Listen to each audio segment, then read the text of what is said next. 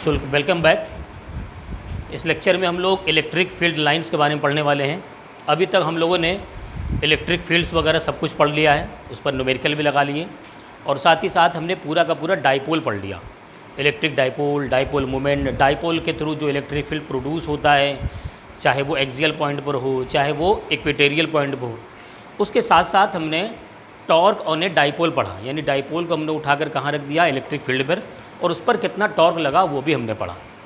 Next start करना है हमें इलेक्ट्रिक फील्ड लाइंस। तो जो हमने इलेक्ट्रिक फील्ड पढ़ा है, आखिर उसकी लाइंस कैसी ड्रॉ की जाती हैं और उन लाइंस की हेल्प से हम क्या फाइंडिंग कर सकते हैं, आखिर उसका हमें बेनिफिट क्या है, ये सारी चीज़ें हम लोग इस पर पढ़ेंगे, है ना। तो समझते पहले कि इलेक्ट्रिक फील्ड लाइंस होती क्या है। जैसे एक बात समझिए, मान लीजिए आंधी चल रही, हवा चल रही तेज़, और वो हवा चल रही है नॉर्थ से साउथ की तरफ। इधर नॉर्थ है, इधर साउथ है, नॉर्थ से साउथ की तरफ हवा चल रही। अगर मैं कोई पेपर पीस जो है छोड़ दूं, तो उसका फ्लो किस तरफ होगा, नॉर्थ से साउथ। सेम ऐसे ही है कि अगर किसी इलेक्ट्रिक फील्ड लाइंस में हम किसी चार्ज पार्टिकल को छोड़ दें और वो चार्ज पार्टिकल हो पॉजिटिव, तो उस चार्ज पार्टिकल का जो पाथ होगा, उस चार्ज पार्टिकल का जो पाथ होगा वो शो करेगा इलेक्ट्रिक फील्ड लाइंस को। क्लियर। जैसे वो पेपर ऑफ पीस क्या था, उसका पाथ शो कर रहा था हवा की बहने की दिशा को, एयर के ब्लो करने के डायरेक्शन को शो करेगा कि देखो हवा इधर बह रही, इसलिए क्योंकि कागज़ उधर गया, पेपर उधर गया। ऐसी इलेक्ट्रिक फील्ड लाइंस कहीं हैं बहुत सारी। आप एक चार्ज पार्टिकल कौन सा पॉजिटिव छोड़ दीजिए, वो जिस डायरेक्शन में जैसे मूव करता जाएगा, समझिए कि वैसे ही वहाँ पर इलेक्ट्रिक फील्ड लाइंस हैं। क्लियर। देखिए डेफिनेशन देखिए, an electric line of force may be defined as the curve along which a small positive charge would tends to move, मतलब मूव करे या मूव करने की टेंडेंसी रखता हूँ। Clear. To move when free to do so, यानी जब उसे फ्री छोड़ दिया जाए।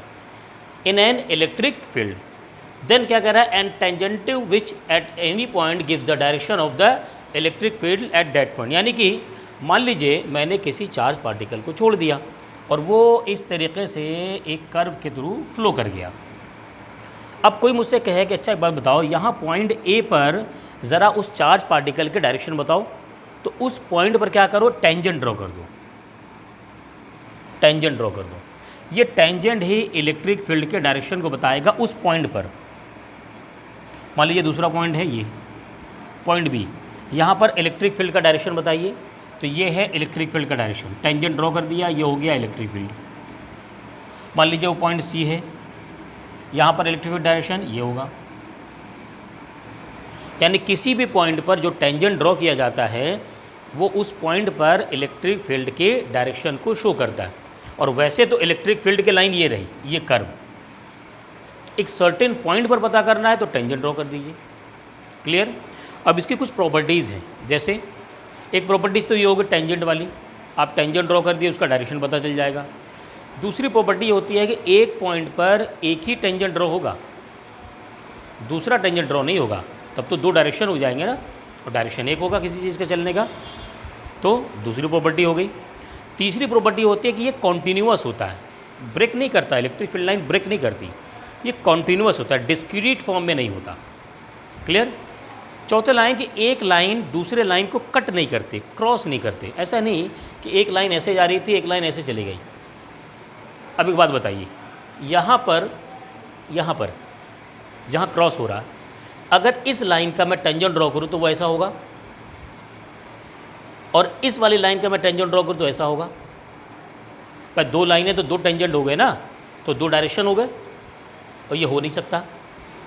इसका मतलब electric field lines never cross each other, electric field lines कभी भी एक दूसरे को क्रॉस नहीं करती। क्लियर। प्रॉपर्टी समझ में आ गया। किसी भी पॉइंट पर टेंजेंट ड्रॉ करिए, वो आपको इलेक्ट्रिक फील्ड का डायरेक्शन बताएगा।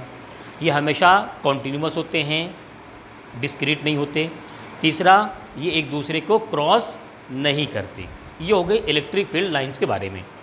अब अलग अलग चार्ज पार्टिकल के लिए अलग अलग इलेक्ट्रिक फील्ड लाइंस ड्रॉ करके बताई जाती हैं। जैसे अगर मैं बात करूँ पॉजिटिव चार्ज पार्टिकल के लिए, पॉजिटिव चार्ज पार्टिकल, तो इसका इलेक्ट्रिक फील्ड लाइन ड्रॉ करिए। तो यहाँ पर मान लीजिए मैंने एक ले लिया पॉजिटिव चार्ज पार्टिकल, इसका इलेक्ट्रिक फील्ड लाइन होगा बॉडी से दूर की तरफ। कहाँ? बॉडी से दूर, ये बॉडी से दूर की तरफ, चार्ज से दूर की तरफ ड्रॉ कर दीजिए। ये हो गई इसकी इलेक्ट्रिक फील्ड लाइन। अच्छा, कोई कहेगा सर ये गई कहाँ तक, ये जो इलेक्ट्रिक फील्ड लाइन है ये कहाँ तक गई है? तो ये क्या है, ये इन्फिनिटी तक चली गई, स्टार्ट होती हैं चली गई, और क्लोज लूप नहीं बनाती। क्या करती हैं? सिंगल चार्ज है तो क्लोज लूप नहीं बनाएंगी, ये नहीं कि घूम करके वापस चली जाएँ, ऐसा नहीं होना। समझ गए? दो चार्ज हैं तो वो आपस में कुछ कॉम्बिनेशन बन सकता है, उसका इफेक्ट आएगा। सिंगल चार्ज है तो क्लोज लूप नहीं बनेगा। जैसे ये पॉजिटिव चार्ज पार्टिकल था ना, ऐसे नेगेटिव चार्ज पार्टिकल का देखा जाए, नेगेटिव चार्ज पार्टिकल,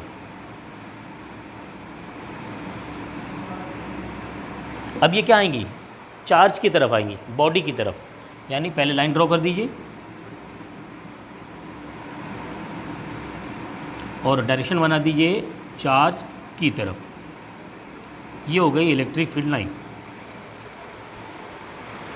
क्लियर? समझ में आ रहा? मान लीजिए तीसरा है two equal and opposite charge. Two equal and opposite charge मतलब कि हमें क्या लेना है, एक प्लस लेना है और एक माइनस लेना है, सिंपल है ना। तो ज़रा इनके कैमरे को सही कर दिया जाए, ये रहे, ठीक।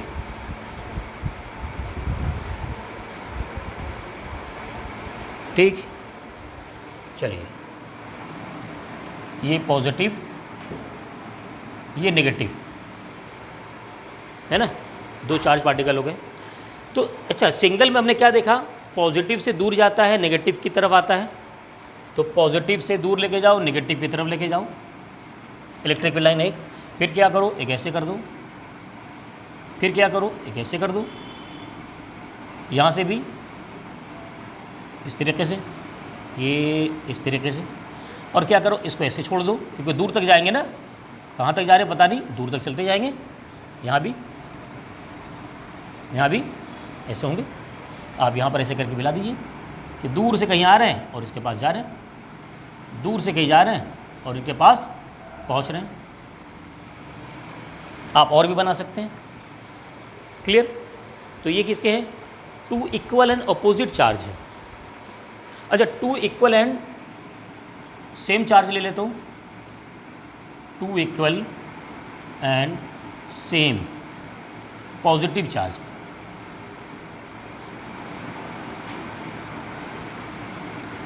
यानी दोनों प्लस प्लस ले लें। सुमित, तब कैसा होगा, बॉडी से दूर की तरफ जाना है, ये तो जाएगा ही जाएगा, लेकिन किसी दूसरे पे तो नहीं जाएगा, मतलब यहाँ से निकल के यहाँ नहीं जाएगा और यहाँ से निकल करके यहाँ भी नहीं आएगा। यानी ये क्या होगा, देखो, एक तो दूर भगा दो इधर और इधर भी दूर भगा दो, बॉडी से दूर। फिर क्या करो, ये ऐसे कर दो, दिख रहा है, समझ में आ रहा है? ये इस तरफ तो जाएंगी ही नहीं, है ना। ऐसे क्या करिए, इसमें कर दीजिए,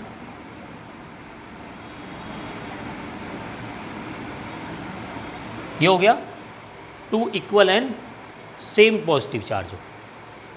इसमें एक और आता है, आपके सिलेबस में एक और है, मतलब कंडक्टर का हो ना, पॉजिटिव कंडक्टर। पॉजिटिव कंडक्टर का मतलब अभी मैं बता रहा हूँ आपको। जैसे आपने एक प्लेट ले ली, एक रॉड ले लिया, rod plus plus plus plus plus. अब क्या करो, इसमें से ऐसे ड्रॉ कर दो बस, और इधर इधर ड्रॉ कर दो। क्या होगा, यूनिफॉर्मली डिस्ट्रीब्यूटेड होंगे ना, इक्वल होंगे एकदम। क्लियर, समझ में आया? तो ये होगी इलेक्ट्रिक फील्ड लाइंस। अगर आप नेचर जानते हैं तो ड्रॉ करना इजी है आपके लिए। नेचर क्या है, मैंने प्रॉपर्टीज़ बताया। ये कंडक्टर वाला, इसको समझिए। हाँ, देखिए, ये पॉजिटिव है तो पॉजिटिव में बॉडी से दूर की तरफ जाना है, तो इधर भी बॉडी से दूर की तरफ, इधर भी बॉडी से दूर की तरफ। बाकी जो हमने पॉजिटिव ड्रॉ किए उसमें कोई और बगल में था, जैसे यहाँ पर देखिए इसके बगल में एक था, तो ये इस तरीके का नेचर बना कि पॉजिटिव से निकल के नेगेटिव तक जाना है, या फिर यहाँ अगर पॉजिटिव से निकल रहा है तो ये इसको रिपेल कर रहा, क्योंकि बगल में फिर पॉजिटिव है, इसलिए ये स्ट्रक्चर आया। लेकिन यहाँ कोई और है ही नहीं, जब कोई है ही नहीं तो इसका मतलब वो चारों तरफ डिस्ट्रीब्यूट करेगा। क्लियर, समझ में आया? चलिए ड्रॉ कर लीजिए आप लोग, कोई डाउट है तो पूछिए। So next topic is electric flux. बहुत ही इंपॉर्टेंट पॉइंट है और समझने वाला पॉइंट है। अक्सर लोगों को फ्लक्स समझ में नहीं आता, जिसकी वजह से गॉसियन सरफेस समझ में नहीं आता, और गॉसियन सरफेस अगर गॉस थ्योरम समझ में नहीं आया तो ये आपको परेशान करेगा मैग्नेटिज्म तक जा कर के, क्योंकि सेम चीज़ें वहाँ मिलती रहती है ना। तो इसको समझिए। हम लोगों ने इलेक्ट्रिक फील्ड लाइन पढ़ लिया। इलेक्ट्रिक फील्ड लाइन क्या है? एक ऐसी लाइन जो कि किसी भी इलेक्ट्रिक फील्ड एरिया में फ़्लो करती हैं, पास करती हैं, और ये एक इमेजिनरी लाइन है, ओरिजिनल नहीं होती ही नहीं है, इमेजिनरी है।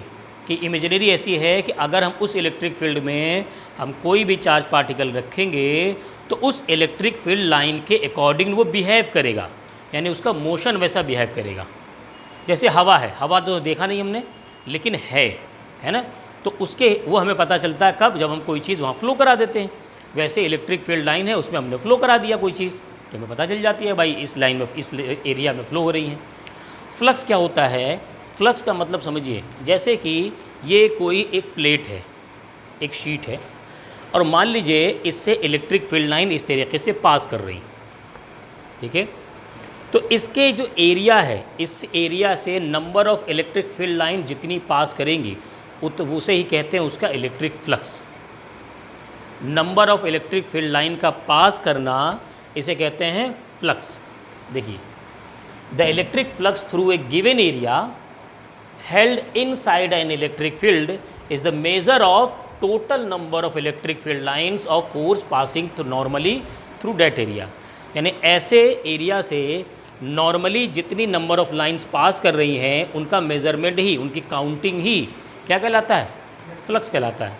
बड़ा सिंपल सा हो गया, ठीक है।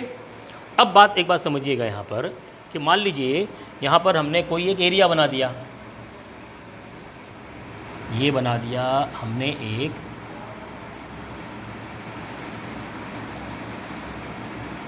एरिया, ठीक है। अब इस एरिया से मान लीजिए यहाँ पर इलेक्ट्रिक फील्ड की लाइन पास कर रही है, ये इस लाइन में आ रही, इधर ये है ई, इलेक्ट्रिक फील्ड लाइन। अच्छा, दूसरी बात ये है कि एक होता है एरिया वेक्टर, नाम सुना है कभी? Area vector. एरिया वेक्टर होता है नॉर्मल ऑफ एरिया। ये क्या है भाई? Normal of area. समझिए, ये देखिए रेड कलर का मार्कर है, इसका नॉर्मल, इस एरिया का नॉर्मल क्या होगा? इसका परपेंडिकुलर। ये इसका नॉर्मल है, याद रखिए हमेशा। क्या समझे? ये इसका क्या है? नॉर्मल। इस सरफेस का जो परपेंडिकुलर होगा, यानी इससे जो 90 का एंगल बनाएगा, यही कहलाएगा, ये लाइन कहलाएगी नॉर्मल ऑफ एरिया, या इसे कहेंगे एरिया वेक्टर। क्या कहेंगे? Area vector. अब यहाँ पर जो इसका एरिया वेक्टर होगा वो कुछ इस तरीके से होगा, जिसे हम n से भी दिखा सकते हैं या डेल्टा S से दिखा दें। जैसे ये रहा कॉपी, ये रहा एरिया वेक्टर, दिख रहा, और ये रहा ई की वैल्यू, ये एरिया वेक्टर, ये ई, ये एरिया वेक्टर, ये ई। क्लियर? तो यहाँ पर जो फ्लक्स की वैल्यू होती है, जिसे हम रिप्रेजेंट करते हैं फाई ई, इसे कहते हैं normal component of E and surface area. Formula होता है normal component of E into क्या बोलते हैं, हाँ, surface area, sorry, surface area. अब यहाँ बात आती है कि ई का नॉर्मल कंपोनेंट क्या है? ये एंगल होगा थीटा, समझिए। तो ये ई दो साइड टूटेगा ना, अपने राइट में और लेफ्ट में। इस एरिया का नॉर्मल कंपोनेंट क्या है? इस एरिया का नॉर्मल कंपोनेंट वो ये रहा, यही तो मैंने कहा, जो इसका परपेंडिकुलर होता है वो बता रहा हूँ, मैं भी वही समझाने जा रहा हूँ। ये जो रेड कलर से है ये इसका नॉर्मल है, कंपोनेंट नहीं है, नॉर्मल है किसका, एरिया का। क्लियर। ये रहा ई, जो ब्लैक कलर से है वो ई है। दिख रहा है सबको, एकदम साफ साफ दिख रहा होगा। रेड क्या है, मैं फिर से कह रहा हूँ, रेड क्या है, ये है नॉर्मल ऑफ एरिया, यही नॉर्मल है और ये है एरिया। ये ब्लैक कलर से क्या है, ई है, नॉर्मल नहीं, ई है, ई इलेक्ट्रिक फील्ड ई। थीटा क्या है, ये एंगल थीटा दिख रहा है, दिख रहा है, विजुअलाइज कर पा रहे हैं, थीटा। अब इस ई को हमें दो पार्ट में तोड़ना पड़ेगा ना, अपने राइट में और अपने लेफ्ट में, इधर और इधर, ठीक है, इधर और इधर टूटेगा। क्लियर। तो जिधर थीटा उधर कॉस होता है, जिधर थीटा उधर कॉस, तो यहाँ पर क्या होगा, ये है, तो इस तरफ हो जाएगा ई कॉस थीटा और इस तरफ हो जाएगा ई साइन थीटा। यहाँ जो लिखा हुआ नॉर्मल कंपोनेंट ऑफ ई, यानी ई का वो कंपोनेंट जो नॉर्मल की तरफ है, ध्यान समझिए, ई का वो कंपोनेंट जो नॉर्मल की तरफ है, तो हमें वो लिखना है, यानी ई कॉस थीटा लिखना है। समझ में आ गया रिदा? ठीक। इनटू डेल्टा एस, ये क्या है, डेल्टा फाई। अब पिछले टर्म पर मैंने आपको क्रॉस प्रोडक्ट समझाया था, वेक्टर को वेक्टर से मल्टीप्लाई करिए और रिजल्टेंट वेक्टर आ जाए तो क्या होता है, वेक्टर प्रोडक्ट, क्रॉस प्रोडक्ट होता है, क्रॉस प्रोडक्ट होता है ना। और वेक्टर को वेक्टर से मल्टीप्लाई करें और रिजल्टेंट स्केलर आ जाए तो क्या होता है, डॉट प्रोडक्ट। और डॉट प्रोडक्ट में जो हम एक्सपेंड करके लिखते हैं तो उसमें कॉस थीटा आता है, और क्रॉस प्रोडक्ट में एक्सपेंड करके लिखते हैं तो ए बी साइन थीटा आता है। तो यहाँ देखो ई वेक्टर है और डेल्टा एस भी वेक्टर है एरिया, लेकिन हमने वेक्टर नॉर्मल लिया है ना। तो देखो वेक्टर को वेक्टर से मल्टीप्लाई किया और स्केलर आया तो क्या होगा, ये डॉट प्रोडक्ट है। और यहाँ पर देखो थीटा क्या है, कॉस थीटा लगा हुआ है ना, यानी ये हो जाएगा delta phi is equal to E dot delta S. Clear. अब बच्चों को कन्फ्यूज़न कहाँ होती है, एग्ज़ाम में कंफ्यूज कहाँ करते हैं। एग्ज़ाम में क्या करेंगे समझिएगा, ये रेड कलर क्या है, normal of area, normal of area. ये ब्लैक कलर क्या है, ई की वैल्यू है, ठीक है। जानते हो एग्ज़ाम में क्या देगा, एग्ज़ाम में वो आपको दे देगा ये थीटा, और आप फॉर्मूले में यहाँ लिख देंगे। मान लो उसने दे दिया 60 डिग्री और आपने 60 डिग्री यहाँ रख दिया, गलत हो गया। ये थीटा किसके बीच में है, ई और एस के बीच में है। किसके बीच में, ई और एस। ई और एस तो ये है, एस ये नहीं है, समझ रहे हो ना, क्योंकि हमें लेना है एस के नॉर्मल से, एस से नहीं लेना है बल्कि एस के नॉर्मल से, यानी इस वाली लाइन से एंगल लेना है। देखो ये वाला एंगल नहीं लिया है, एरिया वाला एंगल नहीं लिया है। बात समझ में आ गई, न्यूमेरिकल में आएगा ना, मैं भी समझाऊंगा आपको, ठीक है।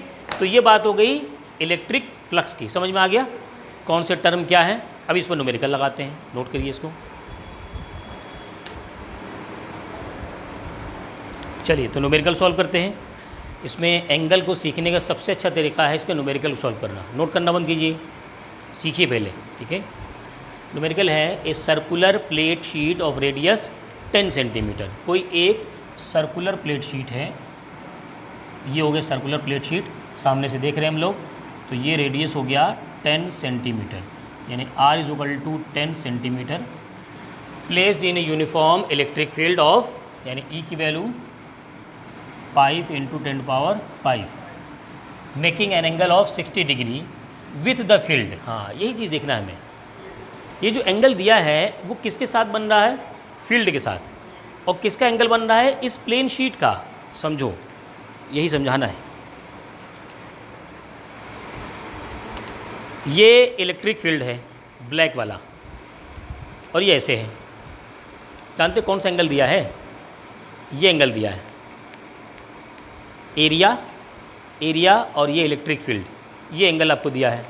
ये एंगल आपको रखना ही नहीं है, एंगल आपको किससे लेना है? नॉर्मल से।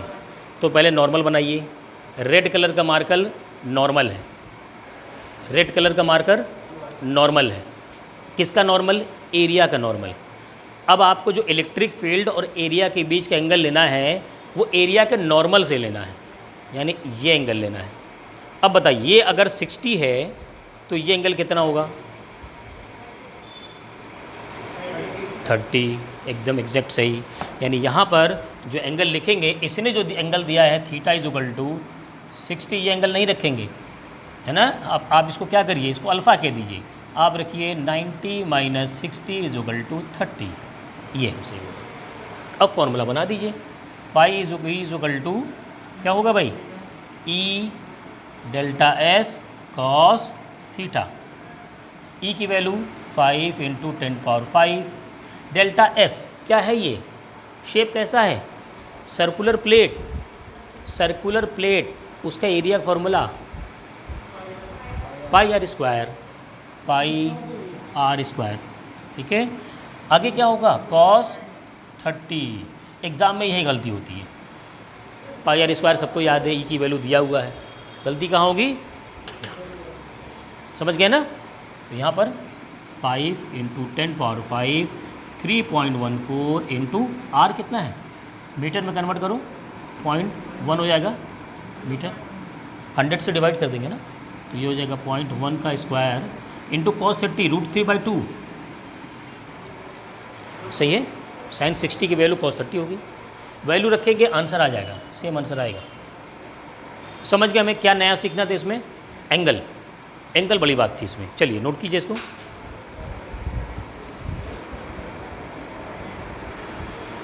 चलिए एक और न्यूमेरिकल करते हैं, ध्यान समझिएगा।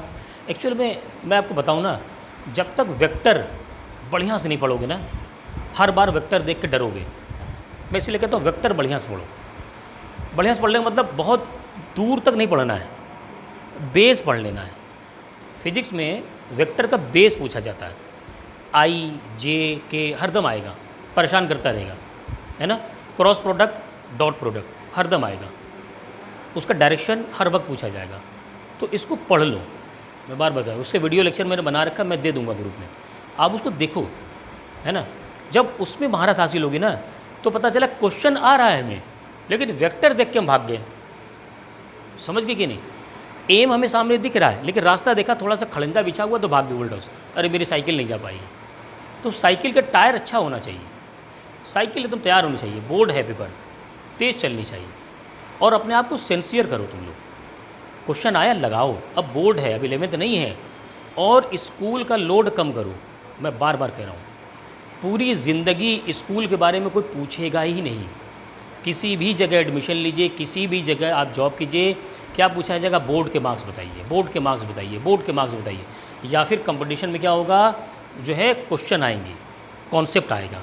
स्कूल में कितने प्री बोर्ड दिए, कितने टेस्ट में नंबर आए, कोई नहीं पूछेगा। जो कर लिया भूल जाओ, अब सिर्फ बोर्ड पे कंसंट्रेट करो कि मुझे बोर्ड देना है, ठीक है। जब ये कंसंट्रेट करोगे ना, क्वेश्चन ट्राई करोगे, आंसर आए ना आए ट्राई करो। 99% नहीं आएगा, सबसे अच्छी बात है, मैं तो कहता हूँ, लेकिन ट्राई करो। ट्राई करते करते करते क्या हुआ, आने लगेगा। समझ गए? तो पहले का क्या करना है, वेक्टर पढ़ना है। दूसरा, हर क्वेश्चन को ट्राई करना है जो मैं देता हूँ ना। चलिए, कह रहे हैं इफ ई, ये देखो ई की वैल्यू दी मैंने। अब देखो यही वेक्टर के फॉर्म में आकर डरा रहा आपको, अरे ये 4k क्या आ गया, 3j क्या आ गया। ये जो i j k होता है ना, ये समझो इसके डायरेक्शन के फॉर्म में दिया हुआ है। ये कोई एक ई वेक्टर है, अब ई तो किसी डायरेक्शन में होता है ना, 30 पे, 60 पे, 90 पे, तो उसमें एंगल ना देकर के i j k दिया हुआ है। i क्या होता है? x डायरेक्शन में, j क्या होता है? y डायरेक्शन में, k किधर होता है? z डायरेक्शन में।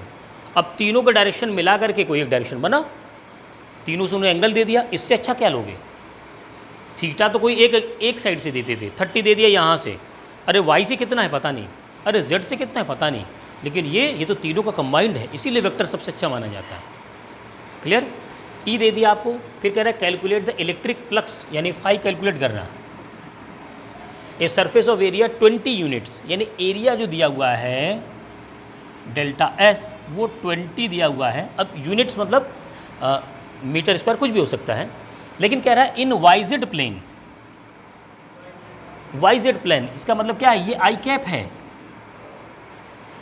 देखो वाई जेड प्लेन का मतलब क्या हुआ, मैं जिस सरफेस पे खड़ा हूँ इसके कॉर्नर के देखो, ये अगर x है, ये y है और ये z है, समझिए, ये x है, ये y है और ये z है, तो वाई जेड प्लेन कौन सा हुआ, y और z, ये वाली बोर्ड का प्लेन क्या हुआ, वाई जेड प्लेन हुआ। अब यहाँ से जब नॉर्मल ड्रॉ करोगे तो ये x में तो जाएगा, और x में जाने का मतलब क्या हुआ, आई कैप हुआ, बस आई कैप हो गया। अब तुम्हारा क्वेश्चन हल हो गया, अब तुम्हें कुछ करना ही नहीं है। Phi is equal to E dot S, delta S कह दीजिए, एस कह दीजिए, दोनों सही है। अब वैल्यू रख दो, 6 आई कैप 3 जे कैप 4 के कैप डॉट 20 आई कैप। बताओ इसका आंसर क्या आएगा। वेक्टर पढ़े रहोगे ना, वेक्टर क्या होता है ना, बाकी से भी आसान है। देखो कैसे, कितना आसान मैं बताऊँ। अगर वेक्टर ना होता ना, तुम 20 को इससे मल्टीप्लाई करते, इससे करते, इससे करते, सबको अलग अलग करते, फिर ऐड करते ना। वेक्टर होने के फ़ायदे देखो, वेक्टर में डॉट प्रोडक्ट में आई डॉट आई की वैल्यू 1 होती है, आई डॉट आई की वैल्यू, और बाकी के अलावा सब 0 होती है। I dot J 0, I dot के 0, तो आई को आई से मल्टीप्लाई करोगे तो 20 से 120, और आई डॉट आई कितना हुआ 1, बाकी में मल्टीप्लाई करो क्या आएगा 0, आंसर आ गया। देखा वेक्टर का फ़ायदा, अगर आपको वेक्टर आ रहा है तो कैलकुलेशन इजी हो गया आपका, समझ गए। इतने ही लेवल का वेक्टर पढ़ना है बस। फिजिक्स में वेक्टर है तो बहुत कुछ, लेकिन फिजिक्स में जो अप्लाई होता है बार बार अप्लाई होगा, खासकर 12th में, वो इतना ही लेवल का है जिस लेवल का मैं आजकल चल रहा हूँ मैं। तो cross product, dot product, i dot i, i cross i, ये पूछा जाता है।